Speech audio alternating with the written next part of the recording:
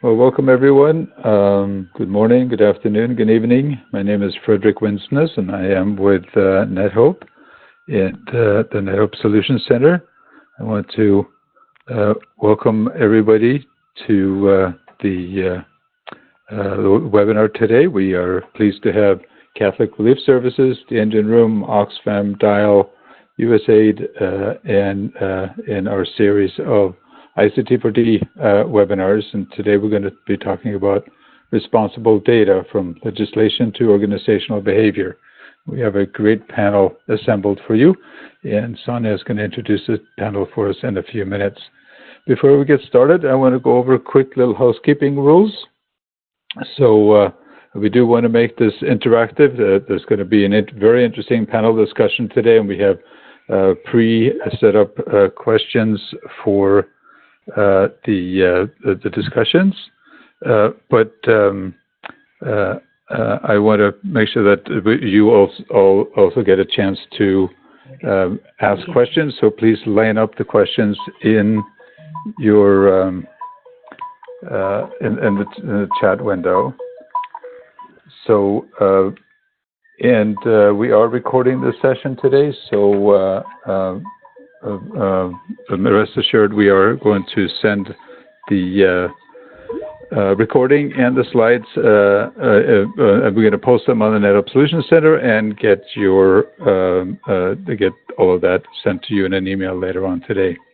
We also would appreciate if you could answer an online satisfaction poll towards the end of the session today. It'll automatically pop up in your browser when we end the session. So we appreciate your answers there so we can help improve the webinars, this webinar series over time.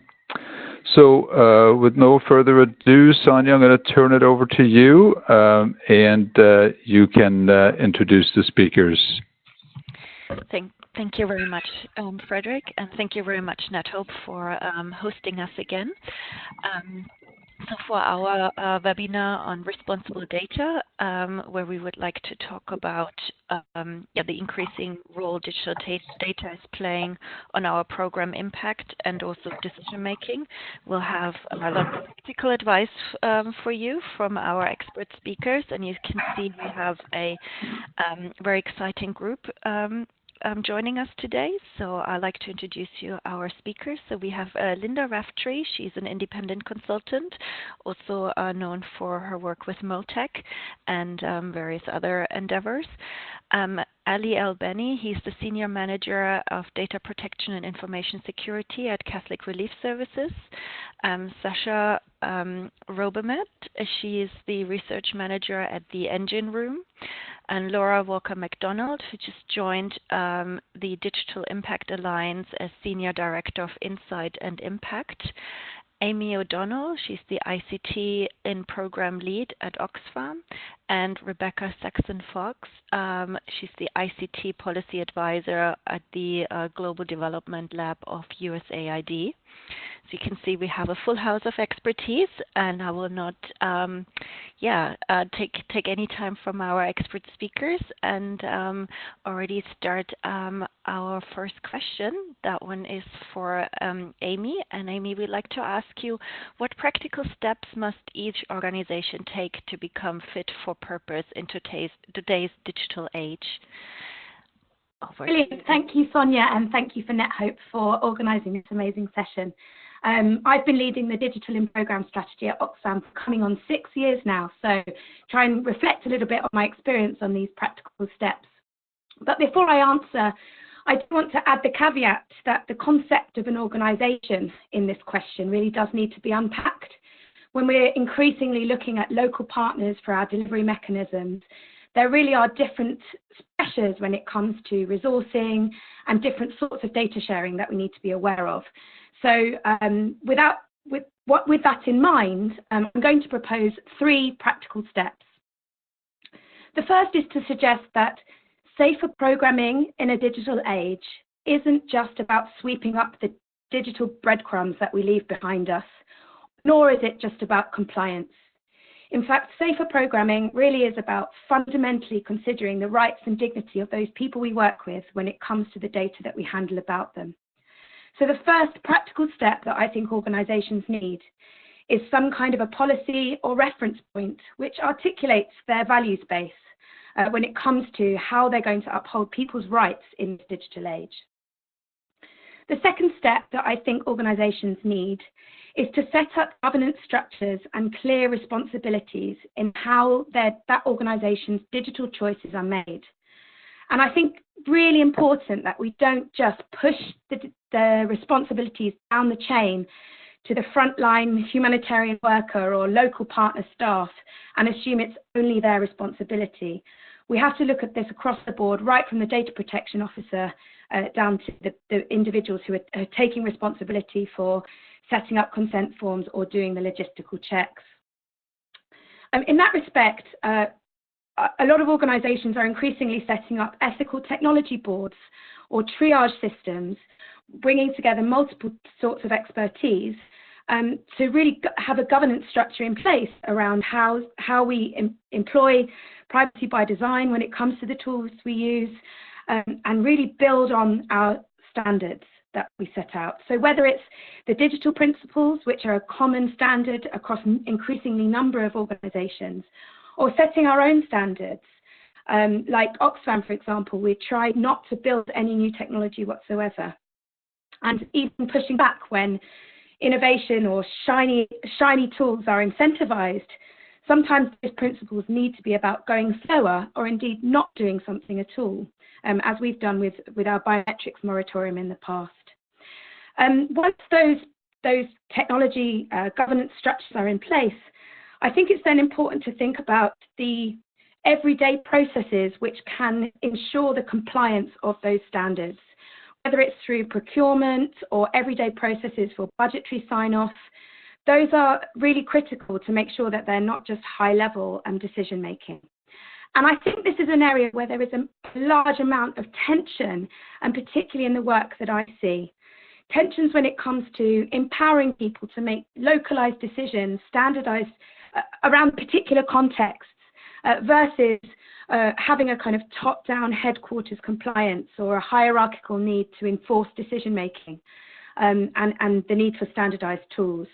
So I think that this area of compliance that organizations really need to address a lot of their attention towards. So that's my point number 2 on setting up governance structures with clear responsibilities. The third practical step that I'd like to add really is around capacity building and making spaces for advice. So not just capacity building in terms of our staff and how our organization internally makes decisions, but particularly paying attention to the interface that we have with individuals as soon as we start collecting data about them. So really making sure that when we're capturing digital information, when we're capturing data, that's really understandable to individuals. What's going to happen to that information? How proportional is it? Why do we need it? And for that, I think there's been some amazing work, particularly with some of the work that Linda's done with the technology-enabled Girl ambassadors at Girl Effect, and indeed some organisations like Projects by IF, who've really put a lot of emphasis on the consent process and making that really, really understandable. To extend that, I think that there's importance of things like e-learnings and trainings, incident reporting, and making it really clear when something is really about building a culture and is everybody's problem versus something that really just requires very dedicated technology or data protection expertise, things like privacy impact assessments. And in this respect, some of the decision-making can be quite proportional or subjective, and that's why the context of this matters in the space of my first point, that we do need to ingrain the idea of data protection into our values and mission so that the decisions we make are about proportionality and are built on the basis of our mission. Final point that I'd just like to make is that as we enter this digital age, as it becomes more pervasive and the lines become more blurred between our on and offline lives, digital technologies, digital spaces are not neutral. We need to take an intersectional and gender lens to methodologies for inclusion. That might be within our own organizations, and I certainly see challenges and barriers even within people using internal intranets and data sharing systems within our own organization, but even more exacerbated within the communities that we work.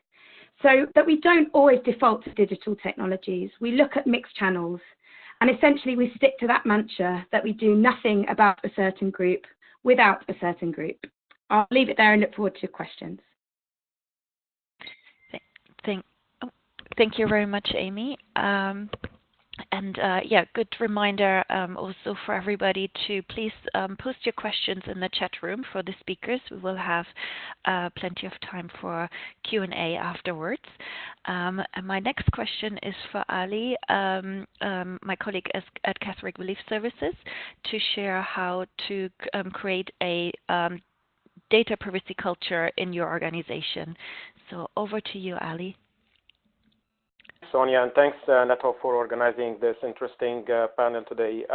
So we're talking here about building an organizational culture, which is an integrated pattern of organization, staff knowledge, belief, and behavior.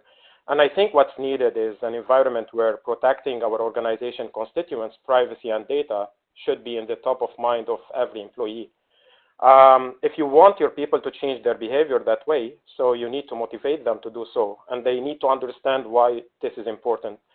And I think each organization should first closely align the importance of responsible data with the organization's values, principles, business processes, and systems, and second, implement practical strategies to convert the knowledge about the data privacy and the belief in its importance into repeated practices that will shape the culture over time. Now, frankly speaking, it's extremely difficult to shape a culture without the active support of the top management and organization's executives. So you've got to receive executives' buy-in by relating your responsible data program's objective back to the organization's values and mission.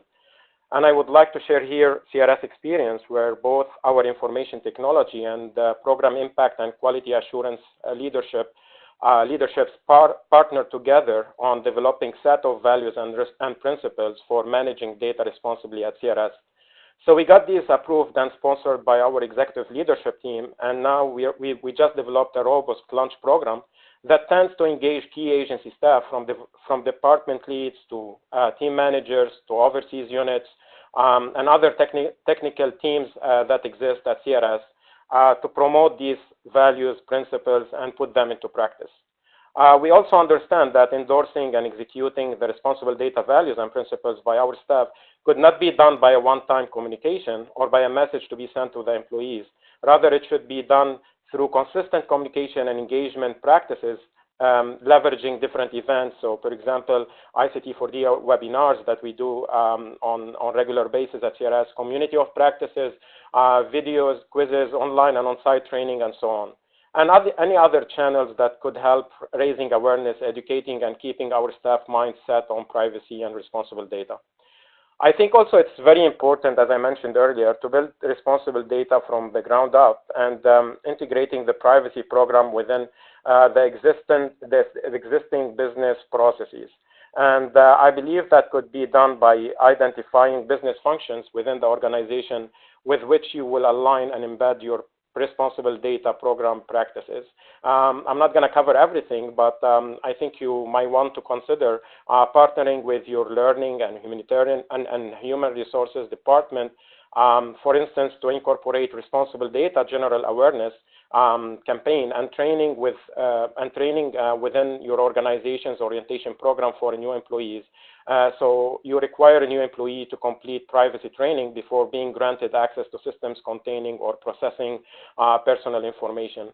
I think it's important to educate them on new ways of working for this shift to be successful.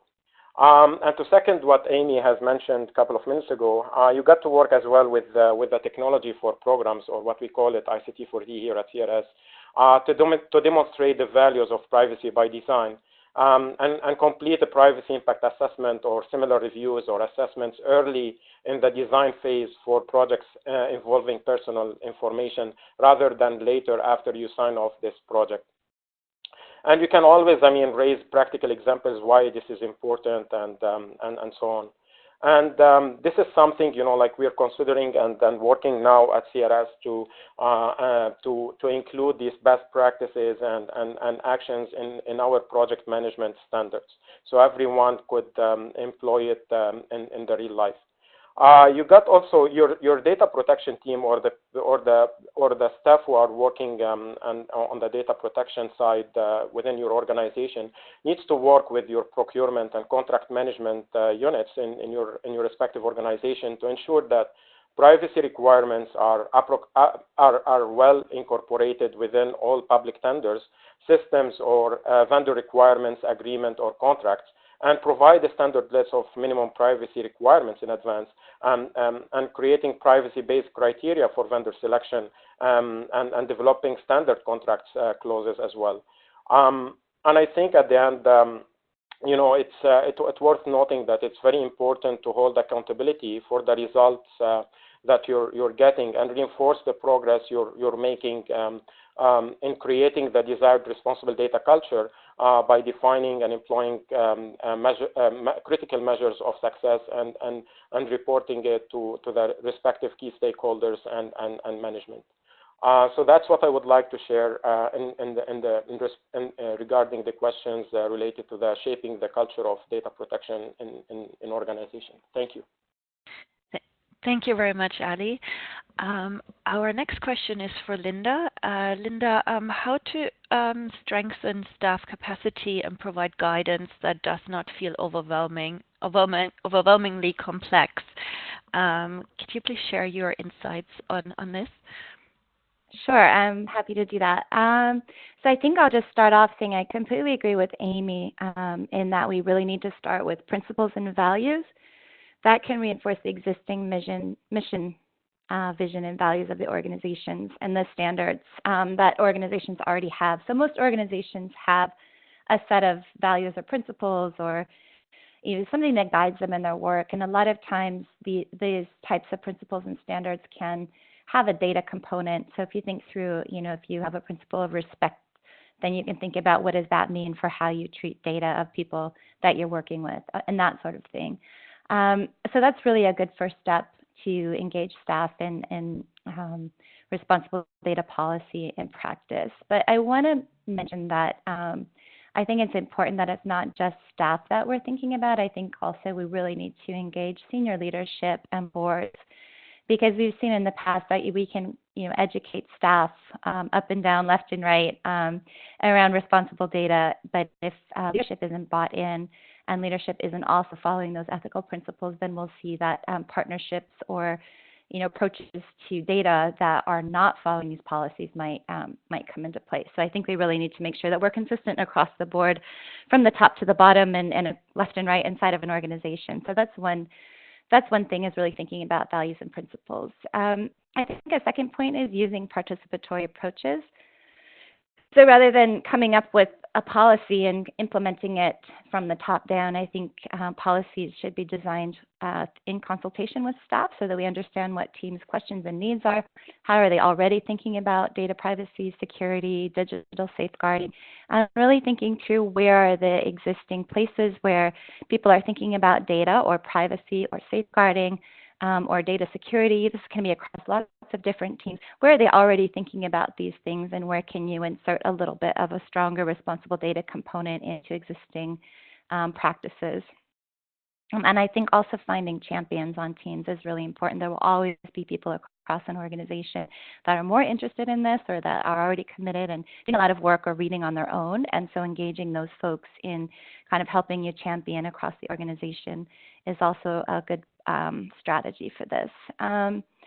Not everyone in the organization needs to become an expert on data and data privacy, but everyone needs to kind of develop a sense of, like you call it like a responsible data sixth sense, and really start thinking about what are some of the potential risk areas so that people know when they should flag things and when they should get additional support. And so having also some people that you can call on, whether that's inside the organization or outside the organization, who can provide some technical support and assistance to folks that need a little bit of extra support in interpreting what might happen if a particular type of data is collected, or how it should be stored, or what's happening with a particular type of application you might be using, or what is your third-party partner doing with data. All these questions that people might not think to ask. If we can get people to ask those questions, that's a good step, but then also making sure they have support in terms of interpreting results to those questions once they hear answers. Next thing I would recommend is layering the approach. So thinking about guidance that comes in steps, or that can be split up into different chapters or different specific aspects, so that people don't have to read a 50 or 100-page set of guidance, but that they can find the support and the initial information that they need in a simpler way that then allows them to dig in more if they need to. Let's see, and I think, as I said, even if you're doing, a simple kind of an orientation, what I've found in my own work is that you can say things like, oh, you should use encryption, or we need to make sure we store data securely. And that's great, but if people don't know exactly how to do that, they need to be able to find support on that. So you'll usually find that even if you start off with a really simple type of a policy or a simple set of standards, that eventually you're going to need to have more guidance and more support for people when they start doing it, because they'll want to know how. And then I think digital privacy and digital literacy and privacy literacy are really important amongst the people that we work with as well. And so we really have to figure out ways that we're not only thinking about responsible data inside of our organizations, but how are we thinking about and talking about these issues with the people that we work with when it's when it's relevant to them. There's some really good work happening at the IFRC that Heather Leeson and Dirk Slater are doing, which they're working out what they're calling a data playbook that tries to break up and simplify some of these orientations on responsible data. And then in some of the work at Girl Effect that I've been involved in, and also at Girls Who Code, we've tried to develop simpler terms and conditions and privacy policies that go up on any websites or any platforms that are, sort of, I guess, external facing, or platforms that, we work with adolescent girls. So how can we develop policies and terms and conditions that are easy to understand for them, but that still meet the legal requirements of things like the GDPR and other types of legal regulations. And we've also tried to work privacy and digital safety content into our work. So if we are developing content around safety or well-being for girls, then we try to incorporate what does that mean in terms of their online lives, and how do they manage their own digital privacy and security. Let's see, I think lastly, one thing that I've also been working on with Humanity United is developing a decision tree. So it's really hard to develop a set of standards that will meet every single situation at an organization, especially one that's doing as diverse things as direct implementation or monitoring and evaluation or investing or working with partners. So trying to find a way to make these responsible data reviews of different efforts to make them right-sized for the team. And so we're trying to think of what kinds of tools could we develop that would support staff to say, okay, is this a small organization or a large organization? How much digital capacity do they already have? How much do they already know about responsible data? Where are they located? What conditions are they working in? Are they in a fragile context? Are they, really thinking through what are some of the key elements that would be necessary to tailor a responsible data approach for a particular initiative. And so trying to come up with some of those so that we can make sure that our approaches to responsible data are right-sized. And then lastly, having some adaptable templates is also helpful. So having a data sharing template, having a standard informed consent policy across the organization that teams can pick up and adapt to their own situations is another way to kind of make this more accessible to teams and easier to implement. That's it for me. Thank you very much, Linda. Thank you for your wealth of advice. Our next question is for Sasha. How to incentivize good individual and organizational ways of handling data? Would you like to share your insights on that, please? Sure, and thanks, Sonia. Yeah, so I think first off, it's important to emphasize that incentives may be different in different organizations, and that's largely depending on an organization's values and priorities, which echoes a little bit of what Linda said. So one thing we found from some of our work is that, for instance, an organization working with refugees might frame how it handles data in terms of protection. For another organization, it might be useful to emphasize the risks and harms that irresponsible data practices can lead to, while for other organizations, it can be more important to instead emphasize the advantages of more efficient programming, of protecting mandates over the long term, and of being seen perhaps as first movers on the cutting edge of responsible data practices. So yeah, just to highlight that those incentives may differ between different organizations with different values and priorities. I think a really great place to start is to have a responsible data policy as a starting point. So establishing a policy within your organization, and then also regularly reviewing that policy. And ensuring that there is accountability and compliance to that policy. I think another great way to incentivize good handling of data within an organization is to make sure that policy, once it's created, is put into practice, that it really becomes part of the culture and that it's prioritized organizationally. So from some of the work that the Engine Room has done in the past, a few things that we found is that, a few tips from us would be to ensure that responsible data is part of the design of all projects and not an afterthought, not something you're thinking about when it comes to managing and storing, but something that you're really thinking of at the very beginning of a project. Also related to what Linda said earlier, and to echo her there, I think it's really key to engage senior leadership, and for senior leadership to really demonstrate that responsible data is a priority within the organization. We've also found it helpful for organizations to lift up particular individuals who are really interested and strong in responsible data, and for them to be able to share their best practices. So that was a recommendation that came out of our work with GIZ. We've just found that putting a policy into practice seems much less unattainable when there are internal champions within an organization, and that those champions, they don't have to be experts. That's just a colleague who others within the organization know that they can turn to with their questions. And this helps in creating that open culture of asking questions and admitting mistakes and learning. It's also key that to find some way to perhaps integrate that policy within an organization. So, for instance, that could be part of responsible data guidance, could be part of an induction.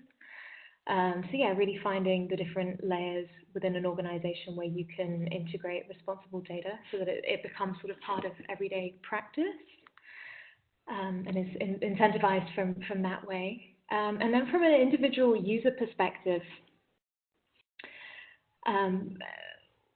it's often perhaps more tend to feel more incentivized if guidance is tailored for your use. So if you've had some input and feel a sense of ownership, and also if that guidance is user-centered and has been tested. So one thing to perhaps flag here is that any policies and any guidance that's being created should obviously be tested with users, so within different staff in your organization that will be using that. And that whatever is created is designed in a way that meets their needs. Again, coming towards the end of my response here, I just really like to emphasize that one way that individuals can feel incentivized is if they feel knowledgeable and supported enough to be able to make good judgments themselves. And that comes from some of the strands that the other presenters were mentioning around training and knowing where to go for advice, so those internal champions, for instance. And I'd also just like to flag that it's not necessarily a specific skill. That feeling knowledgeable is not about having digital skills. As you know, technology will continue to change and skills will continue to change, but rather it's about technical intuition and having the ability to think critically about data and technology, and you know, think very critically about how you're handling data and engaging with responsible data practices.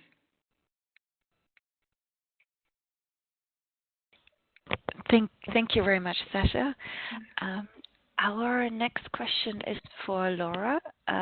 Laura, can you just do a quick sound check that you can hear us? Yes, I can hear you, and can you hear me? Perfect. Excellent. Thank you. So I would like to ask you how to ensure digital partnerships are in line with the guidelines and processes for responsible data management. Yes, this is a really interesting question, and it's something that's come up a little more recently, although it's always been on the radar of the sort of responsible data community. But I think there have been a few things that have happened recently that have really highlighted this partnerships issue as something to think about. And for me, it ties back nicely to a couple of things that other speakers have mentioned and that are critical here, one of which I would say is having the space and the time to really go through a full program cycle here. So having space and time to do a full problem statement, to really understand the context in which you're working and have a full appreciation. Something I've been talking about a lot with partners is just risk assessment, a really holistic risk assessment, both protection risk for your beneficiaries, your communities that you're working with, but also for you as an organization. And the rubric I've been using there is sort of, yes, the protection risk, but also the legal, operational, financial risk to you as an organization. I'll come back to that. But the other thing here, I think, is about talent and digital literacy, which Sasha mentioned, that technical intuition to think, oh, this is going to be a bit complicated, or we need to think about a certain thing. I think something that we're seeing at the moment is we're in the middle of a shift. There's a question about generational issues, and I'll just say briefly that I think we don't have currently a lot of technical digital native senior leadership across the development aid spaces, and that's something that will come. But until that time, you know, a lot of program staff are steeped in their program realities and their day jobs of, you know, food security or humanitarian response or whatever it might be. And so, you know, they don't necessarily have the technical capacity to just innately sense where there might be risk. So I think the first part of the answer to this is to make sure that you do that holistic risk assessment, that you really understand and design your program at the beginning, and that you make sure that you understand what in your reality, what in your context and your needs and specification has implications for the specification of your partnerships. And there are a few areas that I'll just highlight quickly. One is technical. That's fairly straightforward. In many of our situations, we need to be able to localize data storage. That's a really easy thing. If you're looking at a partner, a technical partner or a digital partner, can they localize your data storage? And if not, can you have that conversation? That's a pretty straightforward thing, but it's interesting how late it comes up often. And I think that there's a couple of reasons for that. One is just, again, not knowing to ask the question or not knowing that it's a need necessarily until late on. But another might be just that these partnerships don't arise at the end of problem definition, specification definition. Let's go to the market and look for someone who meets that specification. I think a lot of these partnerships arise, you know, in a slightly more ad hoc way, and maybe the partnership comes even before the project. And so that brings me to the second type of place where this might come up, which is in your sort of the reputational risks attached to digital partnerships. We've seen an interesting example of this recently, of course, with the WFP and their partnership with Palantir, which, while they'd done a significant due diligence and had satisfied themselves technically that they were being responsible with the data that they were handling, I think they had possibly slightly underestimated the community reaction to Palantir themselves as a partner, given Palantir's reputation. That's something that I think is a decision for every organization to make in the moment that they make it. But it has been an interesting reminder that there are reputational risks for you as an organization linked to your partnerships, your corporate partnerships, and that perhaps we need to extend our, say the ethical fundraising policy we might have to a partnerships policy as well, and looking at other ways in which we're partnering with organizations, particularly if they're going to be publicly announced, but I think arguably in any case. And there are operational risks here too, and this is hypothetical. But imagine, we know, I don't know if anyone's seen the excellent report from the CDAC network last year, which was Rumour Has It, which looks at the role of rumour and misinformation on the ground in, say, a camp setting. You can imagine that in today's world where messages fly sort of across the globe from diaspora family back to people who might be in a camp setting or something similar, receiving support, that they might hear, for example, about Palantir's links to or reputation in terms of passing data on. And it's not that far-fetched to suggest that people might have heard about that and might project that onto WFP or onto WFP's operational partners, and that might have implications for humanitarian access in space. Again, this is hypothetical. I have no knowledge of that happening, but I think it's one of the things that the engine room represented on the panel by Sasha does brilliantly is advise you to do a dystopian theory of change. That's definitely in my dystopian theory of change. And then one final thing that I'll say is that I think that these digital partnerships, the issues here cut both ways. So also as a digital service provider, one needs to think carefully about the program that you're signing up to and the context in which you're working. For example, the UN family, of course, has immunity from suit in most jurisdictions, or in all just jurisdictions, and that's safeguarded in the UN Charter, which is pretty clear. There's been some interesting case law on that just this week or last week relating to the World Bank and the IFC, but it still seems like quite likely that UN bodies, for example, will be immune from suit. And that means, though, that their suppliers are not necessarily. So in the event that there is some civil suit, or that a country decides to have some sort of form of redress against a partnership for something, it's important for service providers to be bearing in mind that they might be, one of the only bodies in a partnership that can be sued in court. So that's some fun stuff to think about. I would just say, this goes back to the need to have really careful design and market scoping thought at the beginning. And just all the more reason really to think about this in as holistic a way as possible, and to really invest in your capacity to do that. And I'll stop there. Thank you very much, Laura, for the food for thought. Our final question for this round is for Rebecca, and then we go to the Q&A part. So Rebecca, I would like to ask you, how do you advise organizations to balance tensions of responsible data use, so particularly using data versus protecting privacy or security versus openness of data sets? Sure. Thank you so much for the question. Good morning, everyone. First off, I want to thank you, Sonia, and NetHope for the invitation, the opportunity to sit on this panel. It's very exciting. Responsible data is a very important topic to me and to my colleagues as well. As many of you know, USAID has been working on a document around best practices for using data responsibly here at USAID and more generally in development. I'm very excited to tell you that this document should be published and released in the coming weeks after several years of work, so stay tuned for that. So to dive right into the question, I'd say this idea of balancing tensions of responsible data practices is one of the key tenets of USAID's approach to using data responsibly. So, if you imagine like a little kind of seesaw with 3 different prongs, this is how we like to think about responsible data practices and tensions. So the first of these tensions is data use. And I want to stress this. Using digital technology for data collection, sharing, and use holds huge potential. Data are really key ingredients for effective and efficient and accountable development. We see and acknowledge and understand the immense opportunity that data has brought to our sector and can continue to bring.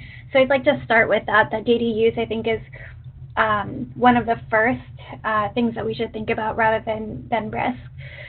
That being said, data does come with great risks, especially for vulnerable individuals and groups. This is the prong of the three tension that focuses on privacy and security. We at USAID and the US government, but also all the organizations that we all work for, we have many policies and laws that govern data, and they're there to protect the people that we work with, our partners, ourselves, our organizations from harm. There are often some gray areas or areas that are not fully applicable under a certain law or policy, and that's where the idea of ethics comes in, and I'll talk about that in a second. The last of these tensions that we'd like to talk about is around openness, transparency, and accountability. So we all know that sharing our data sets has many positive outcomes, and there are also many policies that mandate that we share data, but we have to balance this with some of the other tensions. So at the core of these three tensions and trying to balance them all is proactively analyzing the benefits and risks to those impacted by your data collection and use. So data subjects, your organization, local governments, etc. These tensions are really going to differ depending on what level the organization is working at, like if you're at headquarters or field or local government, and each of these will have different challenges and opportunities. Balancing these three tensions is not about a list of things to do to be responsible. It's often about ethics.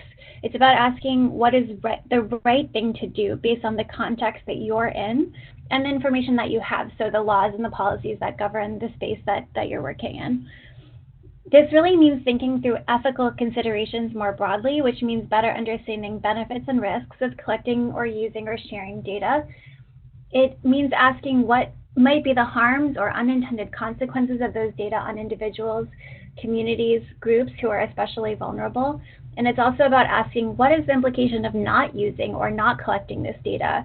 What if we don't use data to support our programs? So in short, I would say that balancing these tensions requires conversations and truly thinking through benefits and risks with multiple stakeholders. It's not necessarily a checklist of things that you need to do that show that you're responsible. Those policies and laws and guidelines are really important, and it's important that we follow them, especially in the privacy and security space. The responsible data is not just for IT security experts or for legal experts or for the data officer. It's really for each person to take a part in, and I would encourage anybody who has a program that involves data, which would be mostly all programs, to really sit and convene stakeholders together around using data responsibly. You might have a different perspective if you're a program officer or if you're a headquarters staff or if you're the local government, and getting everyone in a room to grapple with these difficult issues is really kind of the key takeaway that I would like to say, that being responsible is really hard, and it's not something that you can just easily do by looking through a list of policies and laws. So I think I'm almost at 5 minutes, and I would love for there to be time for questions, so I will stop there. Thank you so much. Thank you very much, Rebecca, and thank you to all of the speakers for your contributions, and also very much for sticking to your time limits. So now we have collected some questions, and also there's still time to post some more questions in the chat room. What I will do is I will initially address a question to a specific speaker to get the ball rolling, but I also like to invite the other panelists, if there is something you like to add to the answer, feel free to chip in. Maybe best to just tell the audience who you are, just so they can, they have a context as well. So the first question I have is for initially for Ali, but as I said, feel free to chip in to the other panelists. If digital responsible practices are not implemented, what are some of the most important consequences for organizations and individuals? Thanks, Sonia, again. And I think there are many risks to organizations for not practicing responsible data best practices. And I think, failing to adhere to the responsible data principles, values, and best practices could bring your organization to suffer, for example, a security breach or attack. And we all know that at least like one data breach or data breach attempt in the last year were reported.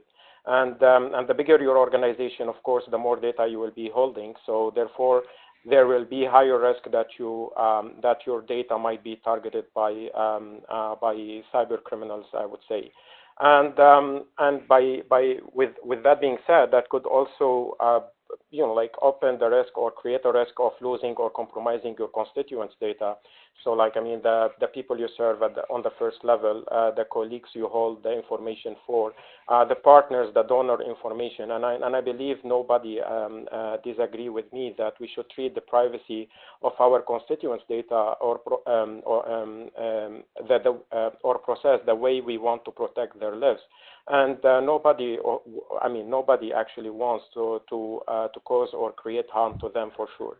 And you could also, I mean, by not respecting these responsible data principles, you could be operating against laws and regulations. And depending on the country regulations or directives, you should be complying with the certain or with the general data protection regulations that exist within your country or within your continent. So following these rules, I believe, is crucial, and not respecting it might also, lead to financial penalties and fines.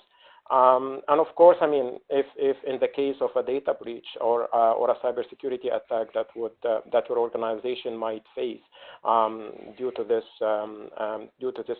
bad practice, I would say, your organizations will spend a lot of time, I mean, responding and recovering from this experience, and that will cost a lot of time and money, of course, to get this recovery well done.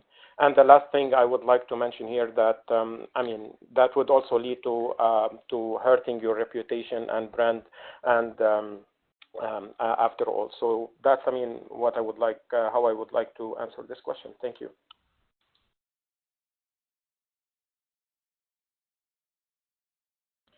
Sorry, I just unmuted myself. Thank you, Ali. Anyone likes to chip in to this answer? Yeah, I can chip in if you like. It's Sasha here from the engine room. Thank you, Sasha.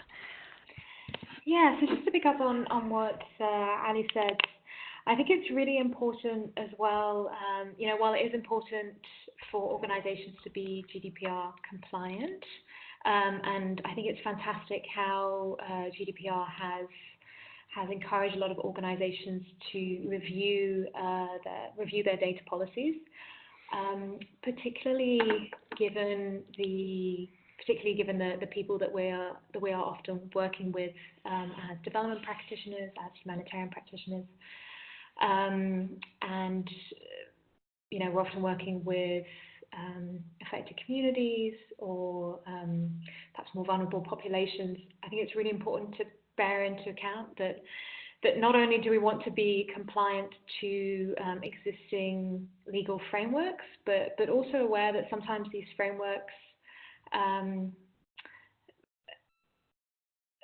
that we want to actually hold ourselves to even higher account, if possible, so that we should be setting the agenda ourselves in some way. And also just because the consequences can be so severe. So thinking about some of the potential consequences for the people we're trying to serve. So whether that is by including personally identifiable data that and if there's a data breach, the consequences for individuals, for communities, if it's community identifiable data, and so that could be something like religion and ethnicity that leads to someone being targeted. So just again to stress that the consequences can be incredibly severe and incredibly huge. And I think in our sector, we're perhaps for reputational reasons, we're very wary of sharing these, but I think there are these examples. There are examples that are there, and then if they're not there, that you can at least imagine of how serious potential consequences. Thank you very much, Sasha. My next question is for Amy initially. Hold on, where are we? Do the panelists, or in case Amy, do you feel that there is a generational or age differences related to the attitudes and personal practices or habits towards responsible data? And if so, are there any strategies to address this? That's a really interesting question, and I think it's kind of linked to this topic about leadership as well and leadership buy-in. I remember a very specific instance when I had quite a senior opportunity to pitch about responsible data, and when I was using language like privacy, people really struggled to see the relevance to the mission and mandate of our organisation. So I think that some of the strategies I've employed is actually to change some of the language and the anecdotes and the stories that we tell when it comes to issues like responsible data. So I found myself, instead of using terminology like privacy, really starting to talk about things like safety and protection, so that people can really relate to the types of harms that we've been speaking about on this call, and how this isn't just about an obscure, unrelated digital reality that sits outside of our everyday operations, but actually that this is infiltrating in all sorts of ways into the very realities that we face. So for me, I think it's using the right stories to really talk about the potential risks and harms, and also just checking our language as well. Thank you very much, Amy. Linda, do you maybe have something to add, maybe with your work with Girl Effect, or maybe some of the other work to this question, or generally about cultural differences?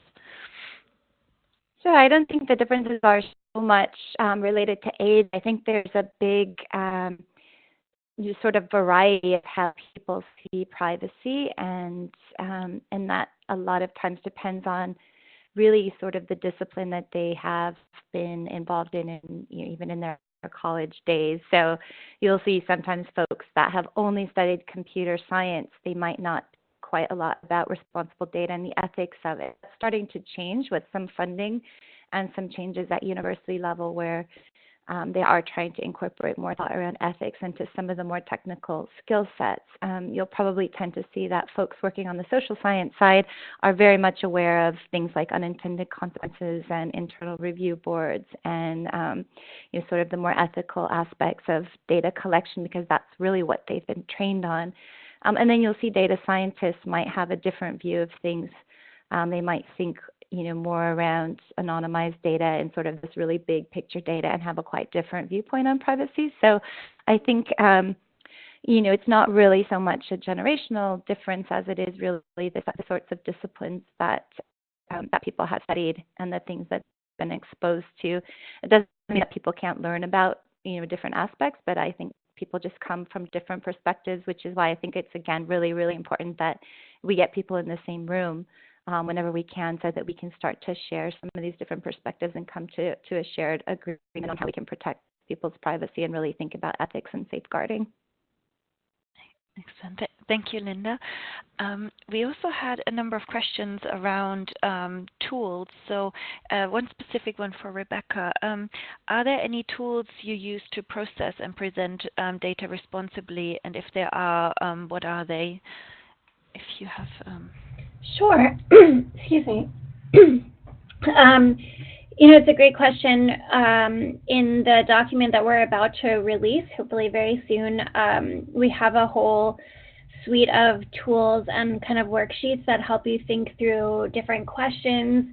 Maybe it's a conversation starting worksheet. Maybe it's an actual worksheet where you fill things out and think through different types of processes and procedures and guidelines.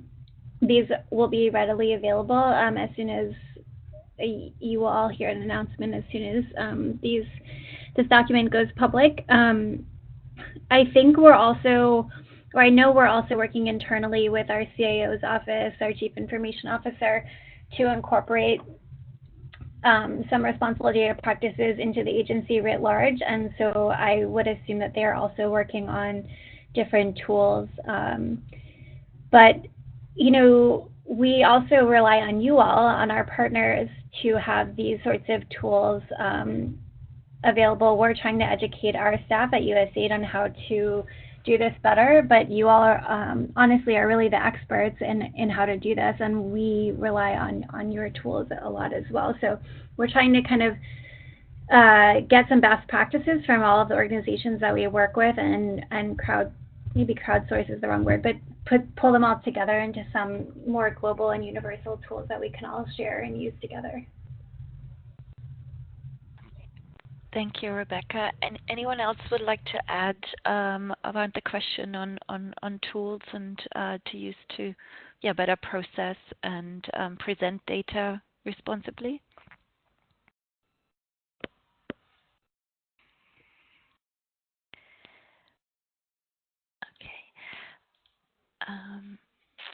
One other question, I have also a specific, I guess the next question specifically for Laura. The question, I guess then now going back to digital partnerships, is when should digital partnerships be governed by formal contracts, for example, a data sharing agreement? If you could maybe give some advice on this. Yes, the answer is always, and at all times they should be covered by these. There's actually, Osher is running a call specifically on these, which I can't remember what this stands for off the top of my head because I've only had one cup of coffee, but they were also referred to as EULAs. And this has been a big issue around the WFP and Palantir thing. So yes, always. So I think also to make sure that you are deliberate in this, and it is tough to do this because your general counsel in a large organization may not necessarily know how, they may not be experts on this, and they may be used to dealing with other kinds of contract law, and so passing through these data sharing agreements is tough, particularly if it's something around, so for example, the Palantir example, they are using their software in-house within WFP on their own data. Palantir are not hosting their data or doing it on their own systems, but covering the license to the data. So is your partner allowed to use the data that is generated? Is your partner allowed to learn from it? So if it's machine learning, you might be using the data to train a machine, and do you get that IP, intellectual property? And how can the partner talk about the agreement? Things like that. I think very, very, again, very important to think this through in the round. And I would just say, on Linda's behalf, if that's all right, Linda, something that I've heard her say a couple of times recently, which is even and especially if it is free, if it's pro bono support, or if it's offered to you, make sure that you are still negotiating an agreement that covers rights and duties around that data. Thank you very much. I know we're nearly at the end of our hour, and I know there's a lot of more questions. It's a very important topic, so we will share the questions afterwards, and maybe we can keep the discussion going. But in the meantime, I thank you very much to all the speakers for your valuable contributions and food for thought. And I also like to mention that at our next ICT4D conference that will happen already next month, April 30th till May 3rd, we will have a specific conference track looking at responsible data and also other sessions relevant around cultural management and safeguarding.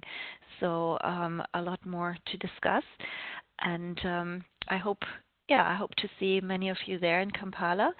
And we meet again in this group for the next ICT4D webinar next month, April 16th, when we will talk about fighting malaria with the help of digital technologies.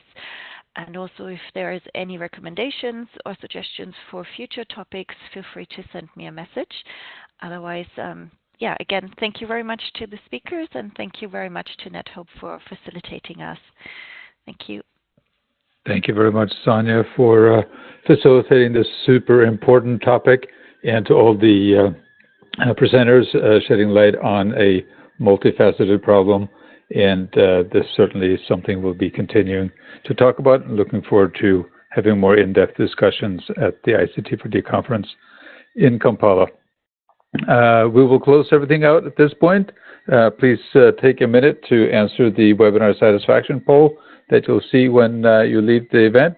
And it remains for me to say, have a great rest of your day, everyone. We'll see you again soon. Take care. Bye-bye.